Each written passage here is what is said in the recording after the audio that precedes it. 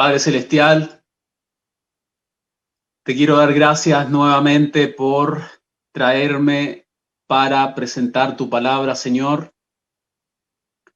Dame espíritu de sabiduría, Padre amante, dame tu Espíritu Santo.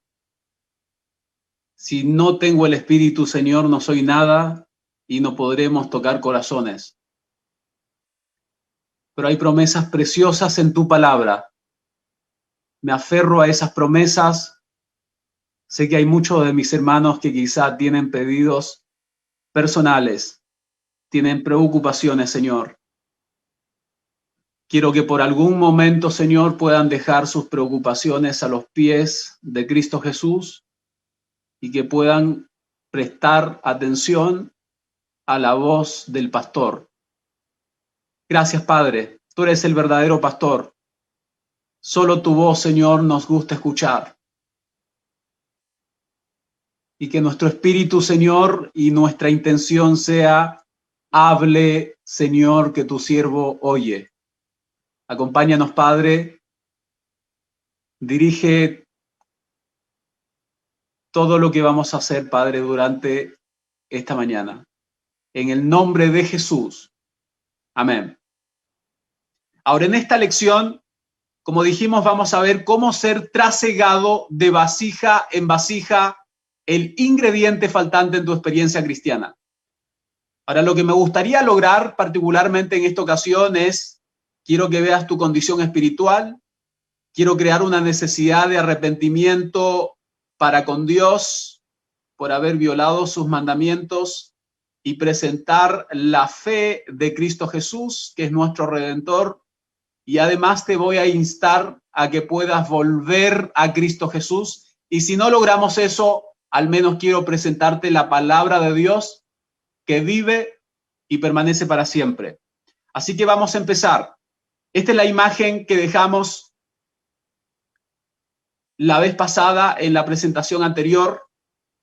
Dijimos que con esa imagen nos quedábamos con respecto a la presentación. Vimos varias cosas ahí.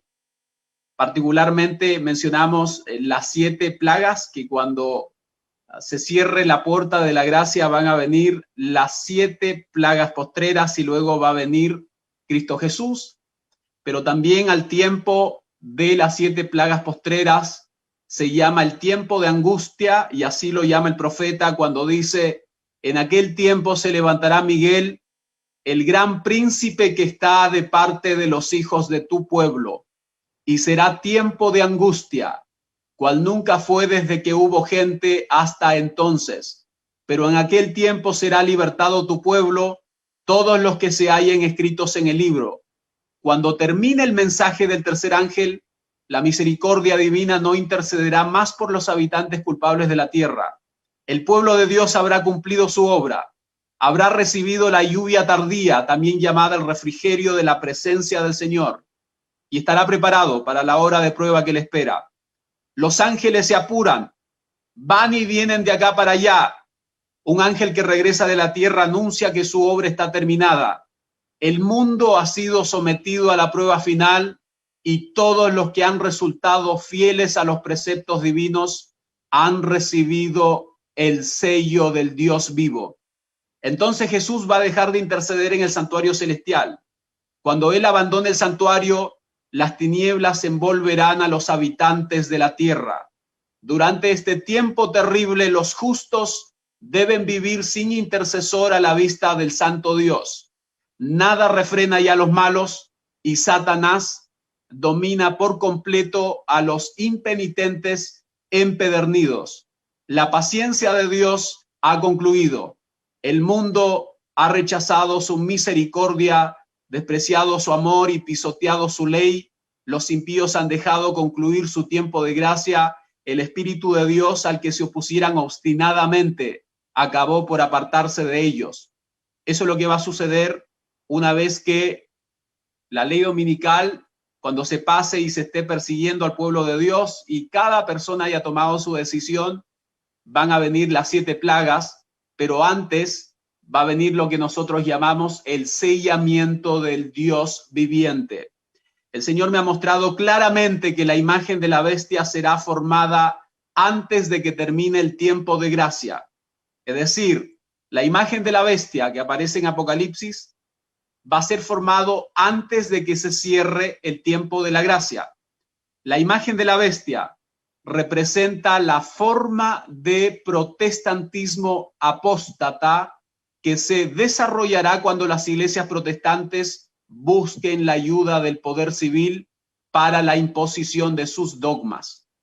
Entonces, la imagen de la bestia tiene que ver particularmente con la unión entre la religión, particularmente los protestantes, con la unión civil, y lo mismo que pasó con la Iglesia Católica cuando se juntó con el poder civil, más tarde llegó a llamarse el papado, que es una forma de iglesia apóstata.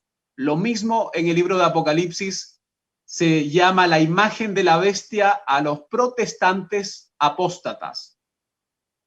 La imagen será formada antes de que termine el tiempo de gracia, porque constituirá la gran prueba para el pueblo de Dios, por medio del cual se decidirá el destino de cada uno. Esta es la prueba que deberán enfrentar los hijos de Dios antes de ser sellados. Todos los que demuestren su lealtad a Dios, observando su ley y negándose a aceptar un día de reposo falso, se alistarán bajo la bandera del Señor Dios Jehová y recibirán el sello del Dios viviente. Entonces va a haber un periodo de sellamiento justo antes de que se cierre la puerta de la gracia. Y los que renuncien a la verdad de origen celestial y acepten el domingo como día de reposo, van a recibir la marca de la bestia. Es decir, aparte de tener el sellamiento, que es nada más que un establecimiento tanto intelectualmente como espiritualmente en la verdad, también va a haber la marca de la bestia para quienes no quieran observar los mandamientos de Dios. La observancia del domingo aún no es la marca de la bestia y no lo será hasta que se promulgue el decreto que obligue a los hombres a santificar este falso día de reposo. Llegará el tiempo cuando este día será la prueba, pero aún no ha venido. Por lo tanto, el domingo todavía no es la marca de la bestia, pero una vez que se dé la ley, se va a llamar la marca de la bestia. Recuerden que estamos viendo cómo ser trasegado de vasija en vasija el ingrediente faltante en tu experiencia cristiana. No todos los que profesan guardar el sábado serán sellados. Hay muchos, incluso entre los que enseñan la verdad a otros, que no recibirán el sello de Dios en sus frentes. Tenían la luz de la verdad, conocían la voluntad de su maestro, entendían cada punto de nuestra fe, pero no tenían las obras correspondientes. Así que no todo el que dice Señor, Señor va a ser sellado, incluso de los que guardan el día sábado, porque su vida no refleja lo que ellos profesan. Estos, que estaban tan familiarizados con la profecía y los tesoros de la sabiduría divina, deberían haber puesto en práctica su fe, deberían haber mandado a sus hogares en pos de ellos, para que mediante una familia bien ordenada pudieran presentar al mundo la influencia de la verdad sobre el corazón humano. Por su falta de devoción y piedad y su fracaso en alcanzar un alto estándar religioso, hacen que otras almas se contenten con su condición. Ninguno de nosotros recibirá jamás el sello de Dios, mientras nuestro carácter tenga una sola mancha. Nos corresponde a nosotros remediar los defectos de nuestro carácter, limpiar el templo del alma de toda mancha. Entonces la lluvia tardía caerá sobre nosotros, como la lluvia temprana cayó sobre los discípulos en el día de Pentecostés. Es decir, la lluvia tardía, cuando se va a dar el último mensaje de misericordia, también llamado el fuerte pregón. Para recibir la lluvia tardía necesitamos limpiar el templo del alma. Me fue mostrado que si los hijos de Dios no hacen esfuerzos de su parte, sino que aguardan a que el refrigerio venga sobre ellos y elimine sus males y corrija sus errores, si confían en que esto los limpiará de la inmundicia de la carne y del espíritu y los hará idóneos para dedicarse al fuerte clamor del tercer ángel, serán hallados faltos. Si es que no hay una preparación, si es que no limpiamos el templo de nuestra alma, si es que no nos limpiamos de la inmundicia de la carne y del espíritu, acá está hablando de la santificación, que es la obediencia a las verdades que estamos aprendiendo. Si es que no pasamos por esa experiencia, no tendremos parte en el fuerte clamor, no vamos a recibir la lluvia tardía, también conocido como el refrigerio, así lo llama el apóstol Pedro en el libro de Hechos. El refrigerio o poder de Dios desciende únicamente sobre aquellos que se han preparado para ello, haciendo la obra que Dios les invita a hacer, que consiste en purificarse de toda inmundicia de la carne y del espíritu, y en perfeccionar su santidad en el temor de Dios. ¡Wow! Mientras Cristo Jesús está limpiando nuestros pecados en el cielo y está presentando su justicia en favor de sus hijos arrepentidos, el pueblo de Dios en la tierra tiene que estar haciendo lo mismo, que es limpiándose, limpiando el templo, limpiándonos de las inmundicias de la carne y el espíritu. Sin embargo, cuando vemos el movimiento que nos representa, dice que escribe el ángel de la iglesia en la Odisea. He aquí el amén, el testigo fiel y verdadero, Apocalipsis capítulo 3, versículo 14. El principio de la creación de Dios dice esto: yo conozco tus obras, que ni eres frío ni caliente. Ojalá fueses frío o caliente, pero por cuanto eres tibio y no frío ni caliente, te vomitaré de mi boca. Porque tú dices, soy rico y me he enriquecido y de ninguna cosa tengo necesidad. Acá hay un grupo de personas que representa a la iglesia del tiempo del fin, que en vez de estar limpiándose de las inmundicias de la carne y estar plenamente convertidos, dice que ellos no tengo necesidad de nada. Y eso es semejante a lo que le pasó a Moab. En el libro de Jeremías capítulo 48, versículo 11, dice de la siguiente forma la palabra de Dios: quieto estuvo Moab desde su juventud, y sobre su sedimento ha estado reposado. Es decir, ha estado conforme con su situación. No tiene necesidad de nada. Ha estado reposado desde su juventud, hablando de Moab. Es decir, no se ha generado esta unión entre la levadura y la harina. No hubo el Espíritu Santo obrando en la mente de este tipo de personas. Y luego continúa diciendo Jeremías 48:11, y no fue vaciado de vasija en vasija, ni nunca estuvo en cautiverio, por tanto quedó su sabor en él, y su olor no se ha cambiado.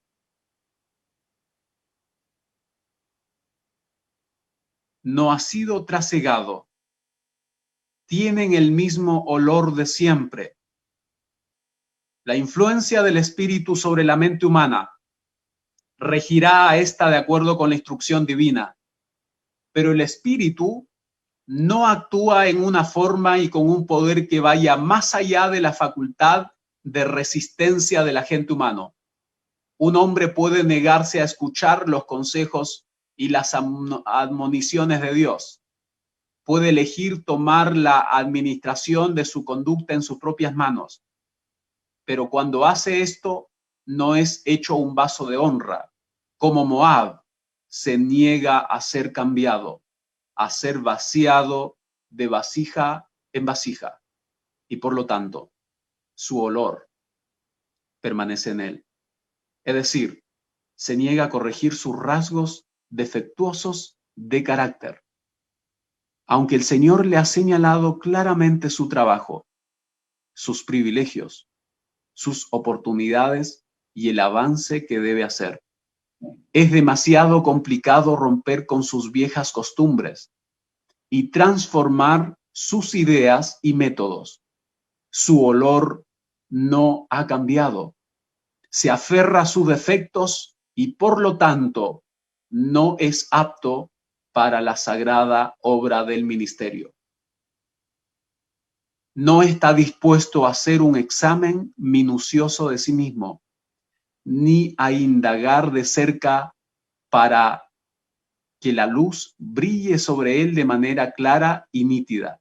Sus oraciones no han ascendido a Dios con humildad, al mismo tiempo que con humilde empeño hubiera procurado vivir sus oraciones comprendiendo y cumpliendo su deber.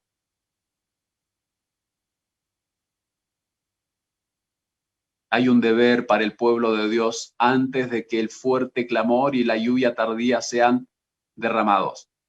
Pero aparte de esa obra, hay otra tarea también, porque en el versículo 10 de Isaías 48 dice lo siguiente: maldito el que hiciere indolentemente la obra de Jehová, y maldito el que detuviere de la sangre su espada. Es decir, entendemos de que hay una obra de Dios que debemos hacer. Esta descripción de Moab representa las iglesias que se han vuelto como Moab. No han permanecido en su puesto de trabajo como centinelas fieles. No han cooperado con las inteligencias celestiales, ejerciendo la habilidad que Dios les ha dado para hacer la voluntad de Dios, oponiéndose a los poderes de las tinieblas y usando todo el poder que Dios les ha dado para hacer avanzar la verdad y la justicia en nuestro mundo. Ellos tienen un conocimiento de la verdad, pero no han practicado lo que saben. Los pastores y ancianos no han avanzado con celo y las iglesias están muertas espiritualmente. Este estado frío y sin vida es contagioso.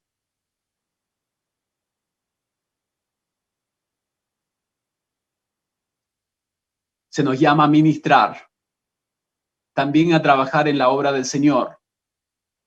Ministrar no solo significa estudiar libros y predicar, significa servicio.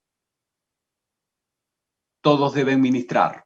Él debe usar cada facultad física, moral y mental por medio de la santificación del Espíritu para que pueda colaborar con Dios.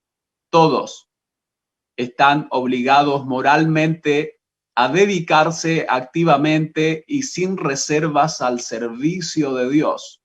Deben cooperar con Jesucristo en la gran obra de ayudar a otros. Tenemos que ministrar. Esa es la obra también, además de estar limpiándonos el templo y purificándonos de la inmundicia de la carne, en otras palabras, siendo obedientes a la verdad, que la Biblia lo presenta como el proceso de santificación. Aparte de eso, tenemos que ministrar. Y ministrar, decía, que no solamente es predicar ni es estudiar libros, sino que es servicio en la causa del Señor, en el puesto donde el Señor te ha dejado. Ciertamente no todos pueden ser ministros, ciertamente no todos pueden ser pastores, pero donde tú estás, tienes que llevar a cabo la obra que el Señor te ha puesto delante. Y fíjense ustedes, si es que no lo hacemos, hay una maldición, porque ahí decía que maldito el que hiciere indolentemente la obra de Jehová. y maldito el que detuviere de la sangre su espada. Maldecid a Meroz, dijo el ángel de Jehová, maldecid severamente a sus moradores, porque no vinieron al socorro de Jehová. Jueces capítulo 5, versículo 23. Al socorro de Jehová contra los fuertes, y estos fuertes son Satanás y sus ángeles. ¿Habéis venido al socorro de Jehová o no? Dice que nuestra misión también ministrar. Hermano Ezequiel, entonces usted me está diciendo que necesito un cambio en mi vida. Es exactamente lo que estamos diciendo. Vienen días. En Jeremías 48, versículo 12. Vienen días, ha dicho Jehová, en que yo le enviaré trasvasadores que le trasvasarán y vaciarán sus vasijas y romperán sus odres. ¿Se acuerdan de que Jesús habló de las odres también? Romperán sus odres. Ese es el resultado. Una vida de monotonía no es la más propicia para el crecimiento espiritual. Algunos pueden alcanzar el más alto nivel espiritual solo a través de un cambio en el orden regular de las cosas. Cuando en su providencia Dios ve que los cambios son esenciales para el éxito de la formación del carácter, Él perturba la corriente suave de la vida. Y ahí nos vienen los momentos de las crisis. Y entonces Dios ocupa distintos métodos para pasarte a través de chascos en tu vida con la finalidad de que tú puedas volver a Jehová de los ejércitos. A algunos Dios los educa trayéndoles chascos y aparentes fracasos. Su propósito es que aprendan a dominar las dificultades. Los inspira con la determinación de hacer que cada fracaso aparente sea un éxito. Es decir, cuando tengo problemas de enfermedad, nuestro Padre Celestial le pareció bien desde su perspectiva, que conoce todas las cosas y sabe qué es lo mejor para sus hijos. Él sabe qué es lo mejor para que tú puedas desarrollar tu carácter. Cuando se me murió mi tío o mi familiar durante el coronavirus, Cristo Jesús tiene un plan. Y por eso es que Dios te quiere preparar para que enfrentes las dificultades. Puesto los ojos en Cristo Jesús, autor y consumador de tu fe. A menudo los hombres oran y lloran. Oran y lloran por las perplejidades y los obstáculos que se les presentan. Pero si mantienen firme el principio de su confianza hasta el final, Él les despejará el camino. El éxito vendrá a ellos mientras luchan contra dificultades aparentemente insuperables. Así que es el propósito de nuestro Padre Celestial prepararnos para las dificultades, para que tú puedas enfrentar esas dificultades y salir vencedor. Dice que con el éxito vendrá la mayor alegría. ¿Cuál es la situación en que estás? ¿Cuál es la situación por la que oras y lloras delante del Señor? ¿No será acaso que el Señor te está pasando por eso con la finalidad de que crezcas en tu carácter? Fíjate tú, Si es que confías plenamente en Cristo Jesús, vas a tener éxito y con el éxito va a venir la mayor alegría.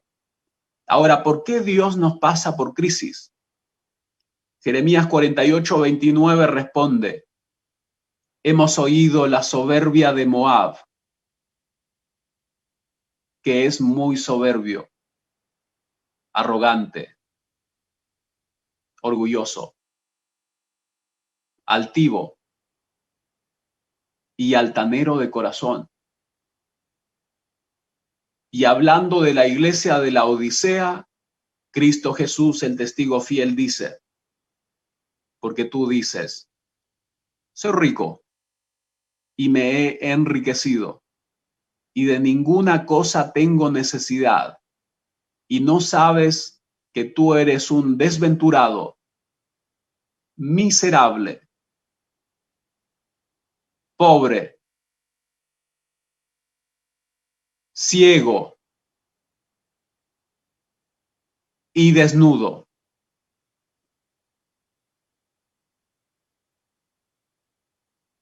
Ya puedo ver mi condición, hermano Ezequiel. Entonces, ¿qué debo hacer para ser salvo? Cristo Jesús te responde de la siguiente forma. Apocalipsis capítulo 3, versículo 18. Por tanto, yo te aconsejo que de mí compres oro refinado en fuego, para que seas rico.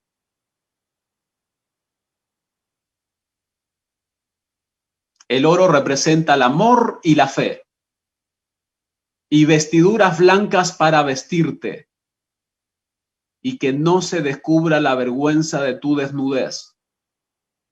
Es decir, aparte de tener el amor y la fe, necesitamos la justicia de Cristo Jesús. Y la justicia de Cristo Jesús significa la obediencia perfecta de Cristo Jesús. Y también significa el carácter perfecto de Cristo Jesús. Y entonces yo por la fe me aferro poderosamente, gracias a la obra que hace el Espíritu Santo en mí, me aferro de la mano de Cristo Jesús, de que son sus méritos los que me salvan, de que es Él, el Cristo que vino a morir por mis pecados, el Cristo que vivió en la tierra, el Cristo que se humilló y descendió desde los lugares celestiales con la finalidad de salvarme, el Cristo que es paciente conmigo, el Cristo que tuvo angustia en el Getsemaní por causa de mis pecados, el Cristo que terminó su obra y fue crucificado por mis pecados, el Cristo que resucitó al tercer día, el Cristo que ascendió a los lugares celestiales a encontrarse con su Padre celestial, a presentar su sangre en favor mío,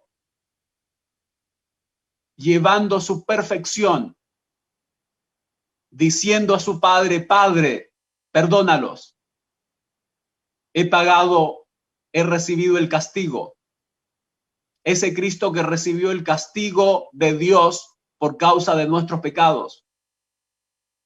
Ese mismo Cristo tiene su justicia perfecta.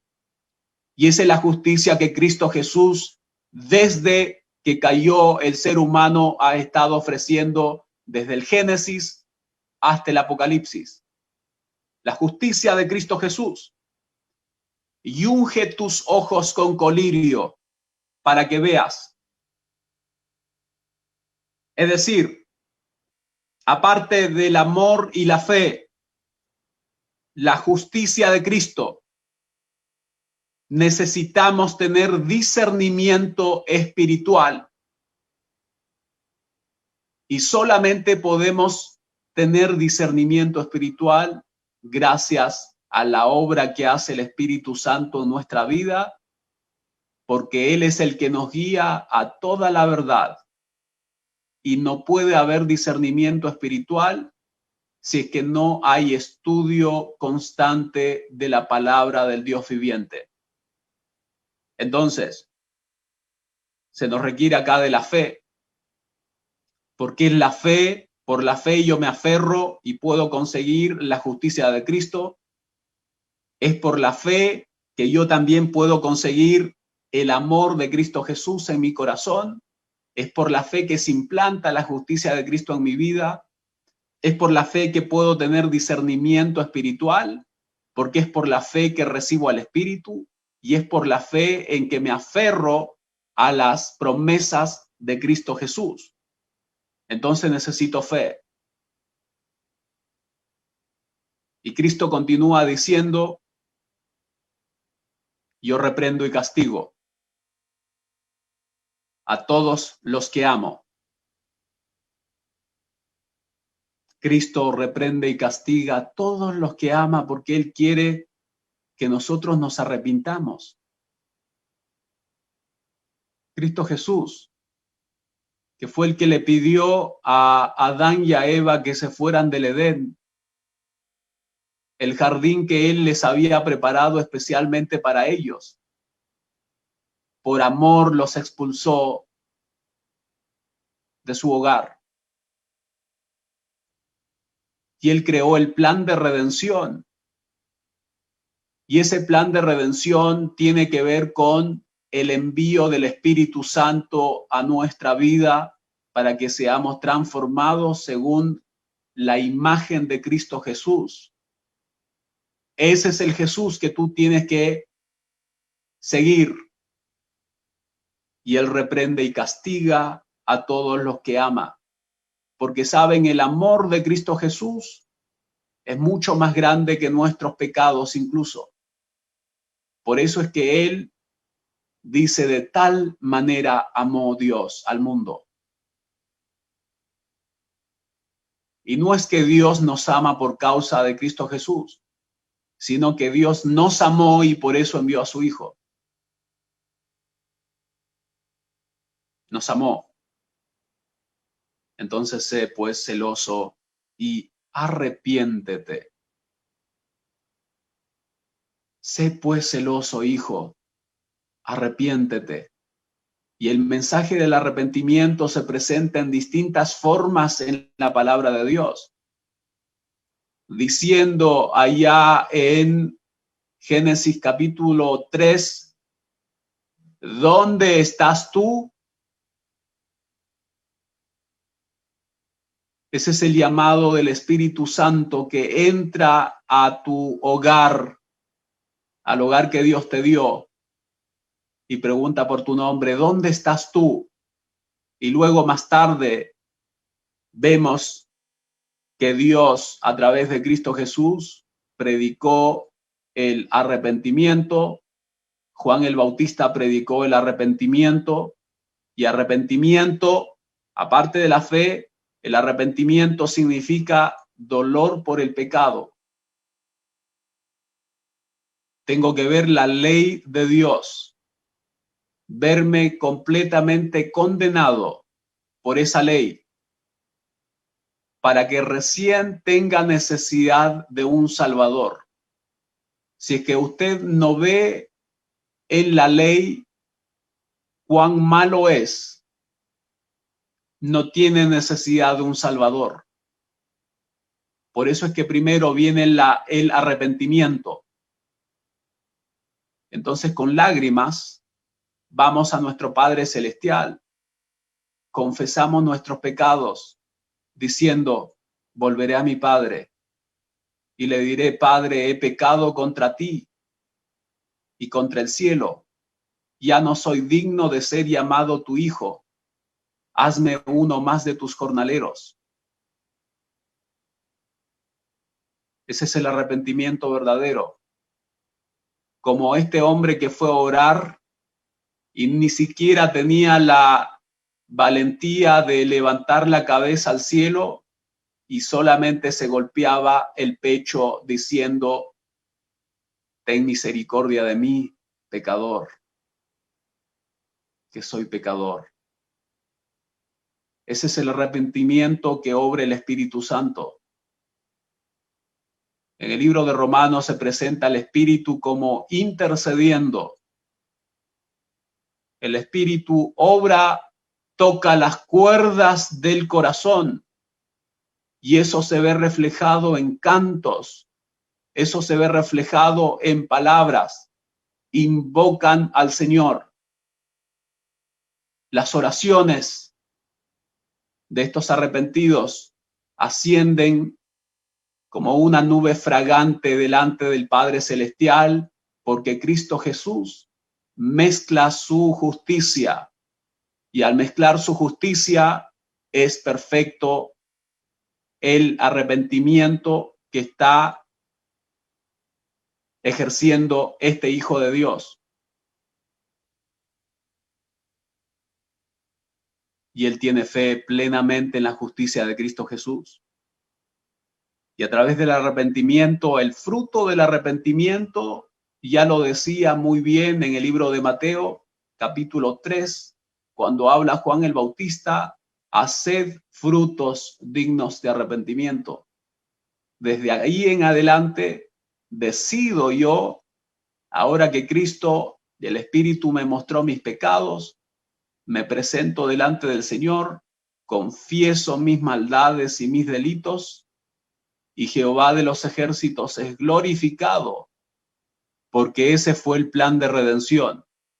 Jehová ama a los pecadores.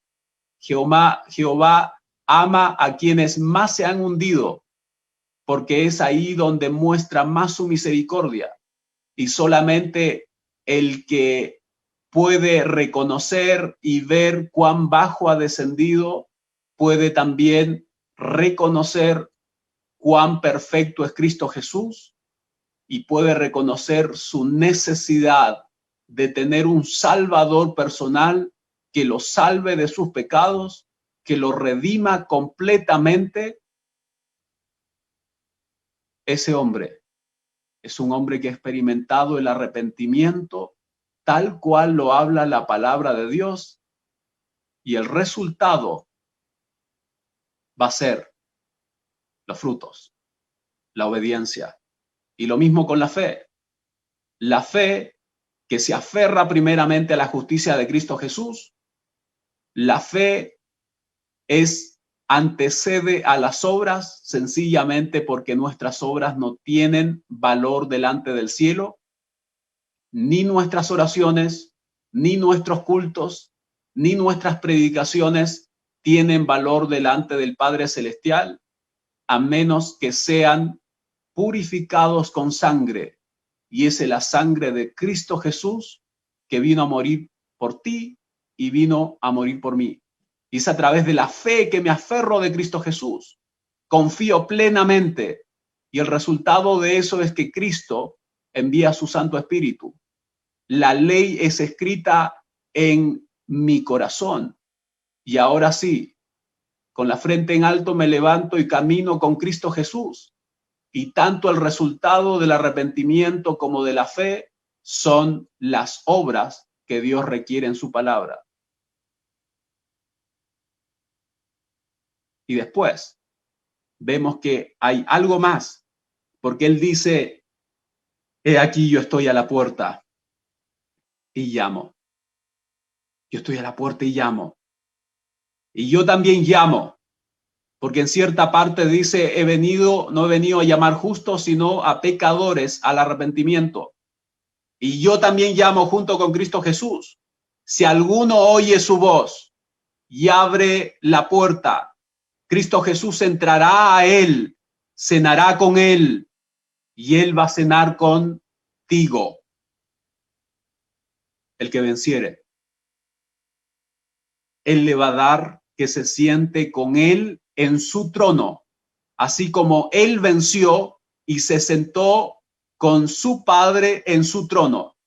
Y para vencer, el primer paso que Cristo Jesús nos requiere, externamente hablando, sería el bautismo.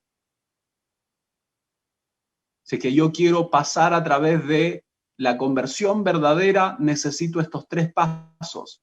Arrepentimiento para con Dios, fe en el Redentor del mundo, Cristo Jesús, y bautizarme para perdón de mis pecados, aceptando y renunciando al mundo, aceptando y diciéndole a Satanás, ya no soy más tu esclavo, ahora soy esclavo de Cristo Jesús, que es mi libertador y es mi Señor, y por su poder voy a poder caminar con Él todos los días, hasta que Él decida. Si es que tengo que bajar al descanso, bajaré confiando plenamente en Cristo Jesús, independiente de las cosas que me sucedan en la vida. Llegará el momento en que me postraré delante de mi Padre Celestial y mi Salvador Cristo Jesús, y al cerrar los ojos, si es que nos toca morir y bajar al descanso esperando la venida de Cristo Jesús, confiaré plenamente en que mi Padre Celestial, porque Él vive, yo viviré también. Y cuando Él venga, estaré dentro de los redimidos, y mi familia creyente estará dentro de los redimidos, y podrán ser llevados en las nubes de los cielos, para nunca más ver muerte ni dolor. Y pasaremos la eternidad, y daremos el salto y el vuelo hacia lo infinito, para descubrir las maravillas, el amor de Dios, libre del pecado. El primer paso era el arrepentimiento. El segundo paso, la fe en Cristo Jesús. Y luego necesito la B, que significa el bautismo. Pero, hermano Ezequiel, yo la verdad es que ya estoy bautizado, pero me he alejado del Señor durante la pandemia, o desde hace muchos años que estoy alejado del Señor. ¿Qué hago entonces para ser salvo? Usted necesita reconvertirse de forma diaria a Cristo Jesús, su Salvador, a través de los mismos pasos. Arrepentimiento para con Dios, confiese sus faltas, confiese sus pecados, confíe plenamente en que Cristo Jesús los perdona, y cuando se párese sabiendo que Cristo Jesús ya lo perdonó. Tenga fe plena en que Él va a cumplir su promesa de escribir su ley en su corazón, en tu corazón, y además te va a dar su Santo Espíritu. Entonces, quiero ser reconvertido, necesito arrepentimiento, fe y un nuevo bautismo del Espíritu Santo. Y ahora sí estoy completo y puedo andar con Cristo Jesús. Examinaos a vosotros mismos si estáis en la fe. Probaos a vosotros mismos. ¿O no os conocéis a vosotros mismos que Jesucristo está en vosotros, a menos que estéis reprobados? El que tiene oído para oír, oiga lo que el Espíritu tiene que decir a las iglesias.